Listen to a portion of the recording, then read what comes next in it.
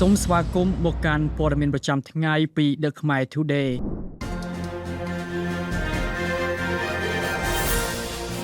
ថៃបដិសេធការចោទប្រកាន់របស់កម្ពុជាថាជាផាវមិនមែនជាកំភ្លើងក្រសួងការពារជាតិថៃបានបដិសេធការអះអាងរបស់កម្ពុជាពាក់ព័ន្ធហេតុការណ៍នៅតំបន់អូស្មាច់កាលពីថ្ងៃទី29ខែមេសាដោយបញ្ជាក់ថាកងទ័ពថៃបានប្រើប្រាស់ផាវ3គ្រាប់ជាសញ្ញាព្រមានមិនមែនជាការបាញ់ប្រហារដោយការចោទប្រកាន់ឡើយតាមការបញ្ជាក់របស់អ្នកនាំពាក្យកងទ័ពថៃវិថៃសូរ៉ារីស្ថានភាពកើតឡើងក្រោយភាគីថៃទទួលដំណឹងពីការចោះត្រួតពិនិត្យរបស់ក្រុមការងារកម្ពុជាហើយបានតាមដានយ៉ាងដិតដល់ថៃអះអាងថាខ្លួនបានសម្របសម្រួលតាមដំណើរការជាមុននិងគោរពកិច្ចព្រមព្រៀងរវាងភាគីទាំងពីរទោះជាយ៉ាងណាភាគីថៃបានអះអាងថាកងកម្លាំងកម្ពុជាបានធ្វើចលនាជិតខ្សែលួសបន្លាទោះបីជាមានការព្រមាននិងការពន្យល់ជាមុនដោយស្ថានភាពបន្តកើនឡើងភាគីថៃបានប្រើប្រាស់ផាវ3គ្រាប់ជាសញ្ញាព្រមានដើម្បីបញ្ចប់ចលនាបន្ថែមនិងការបង្ការការប្រឈមមុខបន្ទាប់មកភាគីថៃអះអាងថាក្រុមកម្ពុជាបានដកខ្លួនចេញពីតំបន់លួសបន្លាដោយស្ងប់ស្ងាត់ខ្លួនបានបញ្ជាក់ថាស្ថានភាពទាំងមូលត្រូវបានគ្រប់គ្រងនិងមិនមានការប្រើប្រាស់អាវុធឬកម្លាំងធ្ងន់ធ្ងរឡើយ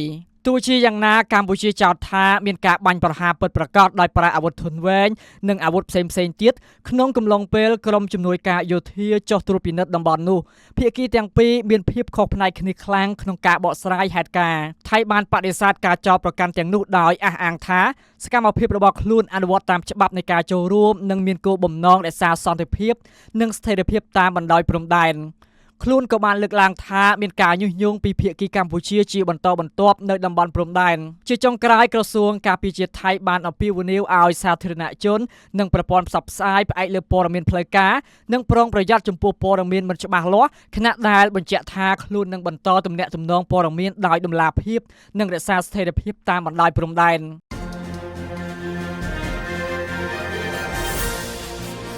ថៃកាត់បន្ថយការហោះហើរ 30% ខណៈដែលទេសចរឥណ្ឌាថយចុះក្រុមហ៊ុនអាកាសចរថៃ Air Asia បានប្រកាសជាផ្លូវការនៅផែនការកាត់បន្ថយសមត្ថភាពដឹកជញ្ជូនអ្នកដំណើររបស់ខ្លួនក្នុងកម្រិតមធ្យម 30% សម្រាប់កំឡុងខែឧសភានិងមិថុនាឆ្នាំ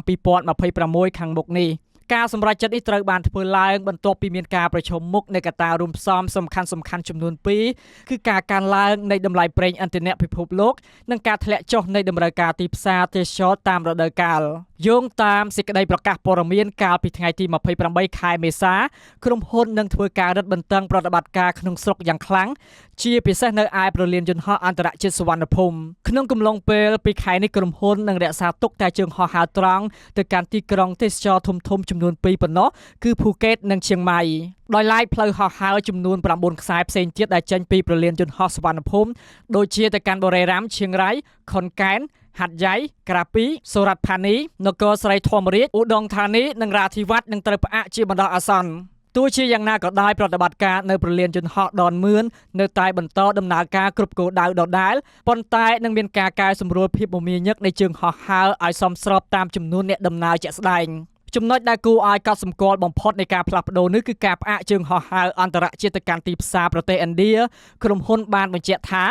ការចំណាយលើប្រតិបត្តិការដ៏ខ្ពស់បានរារាំងដល់សមត្ថភាពក្នុងការកំណត់ថ្លៃសម្បត្តិដែលសមរម្យសម្រាប់អ្នកដំណើរជើងហោះហើរពីដងមឿងទៅកាន់ទីក្រុងធំៗចំនួន5របស់ឥណ្ឌារួមមានគូហាវ៉ាទីចាពូអាមេដាបេតហៃដេរ៉ាបេតនិងឡាក់ណាវត្រូវបានផ្អាករហូតដល់ថ្ងៃទី24ខែតុលាឆ្នាំ2026រួមជាមួយគ្នានេះជើងហោះហើរពីភូកេតទៅកាន់ទីក្រុងឆៃណៃនិងកុនឈីក៏ត្រូវបានបញ្ឈប់សេវាកម្មជាបណ្ដោះអាសន្នផងដែរក្រៅពីទីផ្សារឥណ្ឌាក្រុមហ៊ុនក៏បានសម្រេចផ្អាកជើងហោះហើរទៅកាន់គោលដៅសំខាន់ៗមួយចំនួនទៀតរួមមានកថាមេនដូដេនបាសាហុងកុងសង្ហបុរីនិងស៊ីអានលោកថៃរ៉ាត់ផផាថាណាងគុននាយកប្រតិបត្តិក្រុមហ៊ុនថៃ Air Asia បានគូបញ្ជាក់ថាប្រេងឥន្ធនៈគឺជាការចំណាយចម្បងរបស់យើងនៅពេលដែលតម្លៃប្រេងយន្តហោះហក់ឡើងខ្ពស់ជាងមុនទៅដល់3ដងយើងចាំបាច់ត្រូវតែបង្កើនប្រសិទ្ធភាពប្រតិបត្តិការឲ្យដល់កម្រិតអតិបរមា ដោយផ្អាកការហោះហើរណាដែលមិនផ្ដល់ផលចំណេញនិងកាត់បន្ថយជើងហោះហើរដែលមិនចាំបាច់ទោះជាយ៉ាងណាក៏ដោយក្រុមហ៊ុនអះអាងថាប្រតិបត្តិការក្នុងតំបន់អាស៊ាននិងចិននិងអាស៊ីបូព៌ាផ្សេងទៀតនៅតែរក្សាស្ថិរភាពដដែលហើយក្រុមហ៊ុនរំពឹងថានឹងដាក់ឲ្យដំណើរការជើងហោះហើរដែលផ្អាកទាំងនោះឡើងវិញនៅពេលដែលតម្លៃប្រេងនិងតម្រូវការទីផ្សារមានភាពប្រសើរឡើងវិញបច្ចុប្បន្នថៃ Air Asia គឺជាក្រុមហ៊ុនអាកាសចរដ៏រឹងមាំមួយដែលមានយន្តហោះសរុបចំនួន62គ្រឿងប្រភេទ Airbus A320 និង A321 ដោយគ្របដណ្ដប់លើគោលដៅហោះហើរចម្បងចំនួន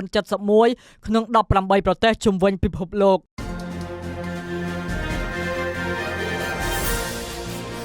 នាវាទេសចរលំដាប់អន្តរជាតិ Swansea Navigator នាំភ្ញៀវមកទស្សនាកម្ពុជារយៈពេល1ថ្ងៃនៅព្រឹកថ្ងៃទី30ខែមេសាឆ្នាំ2026នេះវិស័យទេសចរផ្លូវទឹករបស់កម្ពុជាបានបង្ហាញនូវភាពរស់រវើកជាថ្មីម្ដងទៀតតាមរយៈការចូលចតនៃនាវាទេសចរខ្នាតធំសញ្ជាតិ Bahamas ឈ្មោះ Swansea Navigator នៅកំពង់ផែស្វាយ័តក្រុងព្រះសីហនុប្រកបដោយសុវត្ថិភាពនិងការស្វាគមន៍យ៉ាងកក់ក្ដៅបំផុតការចូលចតនៃនាវាដ៏ប្រណិតដែលមានប្រវែងបណ្ដោយរហូតដល់ 172.53 ម៉ែត្រនេះគឺជាសក្ខីភាពមួយបង្ហាញពីទំនុកចិត្តរបស់ភ្ញៀវទេសចរអន្តរជាតិមកលើព្រះរាជាណាចក្រកម្ពុជាជាពិសេសក្នុងនាមជាគោលដៅទេសចរប្រកបដោយសុវត្ថិភាពនិងភាពទាក់ទាញនាវានេះបាននាំភ្ញៀវទេសចរសរុបចំនួន413នាក់ក្នុងនោះមានស្រី213នាក់រួមមាន24សញ្ជាតិផ្សេងៗគ្នាក្នុងចំណោមភ្ញៀវទាំងអស់ភ្ញៀវមកពីសហរដ្ឋអាមេរិកមានចំនួនច្រើនជាងគេបំផុតរហូតដល់262នាក់ក្រៅពីភ្ញៀវទេសចរក៏មាននាវិកបម្រើការចំនួន372នាក់មកពី39សញ្ជាតិដែលនេះឆ្លុះបញ្ចាំងពីទំហំនៃប្រតិបត្តិការទេសចរលំដាប់សកលដែលកម្ពុជាអាចទទួលបដិសណ្ឋារកិច្ចបានយ៉ាងរលូនការចូលមកដល់របស់ភ្ញៀវទេសចរដែលមកពីប្រទេសវៀតណាមនិងត្រៀមបន្តដំណើរទៅកាន់ប្រទេសថៃនេះទទួលបានការស្វាគមន៍យ៉ាងកក់ក្ដៅពីសំណាក់អាជ្ញាធរពាក់ព័ន្ធដែលបង្ហាញពីស្មារតីនៃកម្ពុជាព្រះរាជាអាណាចក្រឆារយៈផ្ដល់ភាពកក់ក្ដៅភ្ញៀវទេសចរមានឱកាសពេញមួយថ្ងៃដើម្បីទស្សនានិងស្វែងយល់ពីវប្បធម៌ក៏ដូចជារមណីយដ្ឋាននានាក្នុងប្រទេសកម្ពុជាដែលនឹងជួយជំរុញសេដ្ឋកិច្ចមូលដ្ឋាននិងផ្សព្វផ្សាយរូបភាពវិជ្ជមានរបស់កម្ពុជាទៅកាន់ពិភពលោកតាមរយៈការចូលចតនាវាទេសចរជាបន្តបន្ទាប់កម្ពុជាបាននឹងកំពុងពង្រីកជំហានរបស់ខ្លួនជាមជ្ឈមណ្ឌលទេសចរដ៏សំខាន់ក្នុងតំបន់អាស៊ីអាគ្នេយ៍ការរីកចម្រើននៃហេដ្ឋារចនាសម្ព័ន្ធកំពង់ផែនិងការសម្របសម្រួលសេវាកម្មប្រកបដោយវិជ្ជាជីវៈបានធ្វើឲ្យកម្ពុជាក្លាយជាជម្រើសដំបូងសម្រាប់នាវាទេសចរអន្តរជាតិធំៗគួរបញ្ជាក់ផងដែរថានាវា Swansea Navigator គ្រោងនឹងចាក់ចេញពីកំពង់ផែស្វាយ័តក្រុងព្រះសីហនុនៅវេលាម៉ោង 16:00 នាទីថ្ងៃដដែលដើម្បីបន្តដំណើរទៅកាន់ប្រទេសថៃដែលនាំទៅជាមួយនឹងរូបភាពចំណាប់អារម្មណ៍ល្អៗនិងស្នាមញញឹមពីការទទួលស្វាគមន៍របស់ប្រជាជនកម្ពុជា